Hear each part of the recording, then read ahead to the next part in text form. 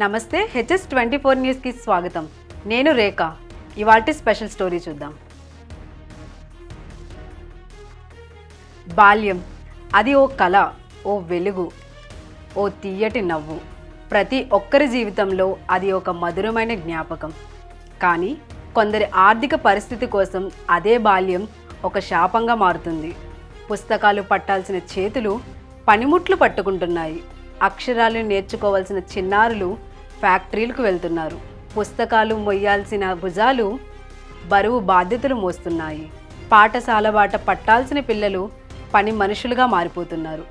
ఆటల మైదానాల్లో పరిగెత్తాల్సిన పాదాలు దుమ్ముతో నిండిన కర్మాగారాల్లో నడుస్తున్నాయి. బాలలు కార్మికులుగా మారటానికి కారకులు ఎవరు? పిల్లల తల్లిదండ్రుల, సమాజమా, ప్రభుత్వాల? గుండెల నిండా బాధను నింపుకొని వెక్కి వెక్కి ఏడుస్తూ గొంతెత్తి ప్రశ్నించడం తెలియని ఆ చిన్నారులపై మన HS24 న్యూస్ ఛానల్లో స్పెషల్ స్టోరీ చూద్దాం. భారతదేశంలో 5 నుంచి 14 సంవత్సరాల మధ్య వయసున్న పిల్లల్లో దాదాపు 1 కోటి మందికి పైగా చిన్నారులు శ్రమిస్తున్నారు. వారి పరిస్థితి ఎంత విషాదంగా ఉందంటే చాలా మంది పిల్లలు స్కూల్ గేటు ఎలా ఉంటుందో కూడా చూడలేకపోతున్నారు. చదవాల్సిన వయసులో, తినాల్సిన సమయంలో వాళ్ళు కూలీలుగా మారిపోతున్నారు. తల్లిదండ్రుల పేదరికం, కుటుంబాల ఆర్థిక కష్టాలు, నిత్య జీవిత పోరాటాలు ఇవన్నీ కలిసి వాళ్ళను చదువు నుంచి దూరం చేస్తున్నాయి.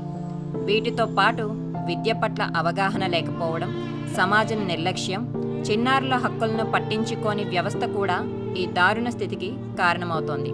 అధికంగా బాల కార్మికులు ఉన్న రాష్ట్రాల్లో తెలుగు రాష్ట్రాలు కూడా ఉన్నాయి. ఇది దారుణం కాదా? పిల్లలు శ్రామికులుగా మారడానికి ముఖ్యమైన కారణాలు 3. 1. పేదరికం. 2. నిరక్షరాస్యత. 3. ప్రభుత్వ పాలసీల లోపాలు. 9 ఏళ్ల వయసున్న ఓ అబ్బాయికి డాక్టర్ కావాలనే కోరిక. కానీ ఇంట్లో ఆర్థిక పరిస్థితి బాగోలేక ప్రతిరోజు టైర్ల ఫ్యాక్టరీలో పనికి వెళ్ళేవాడు. అనుకోకుండా ఓ రోజు యంత్రంలో చేయి పెట్టేశాడు. దీనివల్ల చేయికి తీవ్ర రక్తస్రావమై గాయమైంది. పని మానేద్దాం అనుకుంటే ఇంట్లో నాన్నకి మోకాల నొప్పి, అమ్మ మందులకు డబ్బులు లేవు. ఎవరు చెప్పాలి ఆ అబ్బాయికి నువ్వు చదువుకుంటే ఈ సమాజం నిన్ను డాక్టర్ బాబు అని పిలుస్తుందని? ఓ అమ్మాయికి టీచర్ అవ్వాలనే కల. కానీ ఆమె ప్రతిరోజు హోటల్లో గిన్నెలు కడుగుతోంది. అనుకోకుండా ఓసారి చేయి జారి చిన్న గిన్నె విరిగినందుకు ఆ హోటల్ యజమాని వచ్చి కోపంతో నానా మాటలు అన్నాడు.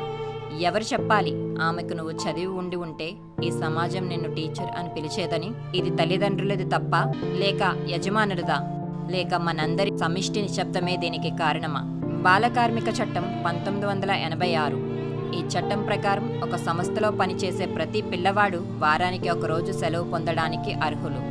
పిల్లలను నియమించుకున్నవారు లేదా వారిని అనుమతించని పనులను చేయడానికి ఎవరు ప్రోత్సహించినా వారికి 1 సంవత్సరం జైలు శిక్ష, కనీసం 10,000 రూపాయల జరిమానా లేదా 2 అనుభవించాల్సి ఉంటుంది. ఈ సమాజం అభివృద్ధి చెందాలంటే చిన్నారులు చదువుకోవాలి, భవిష్యత్తులో రాణించాలి, ఉన్నత శిఖరాలను అధిరోహించాలి. నేటి బాలలే రేపటి పౌరులు కావాలనే ఉద్దేశంతో మనందరం చేయి కలుపుదాం. బాల కార్మికుల నిర్మూలనకు కృషి చేద్దాం. ఇది ఇవాల్టి స్పెషల్ స్టోరీ. మరిన్ని అప్డేట్స్ కోసం keep watching HS24 news. Do like, share and subscribe our channel.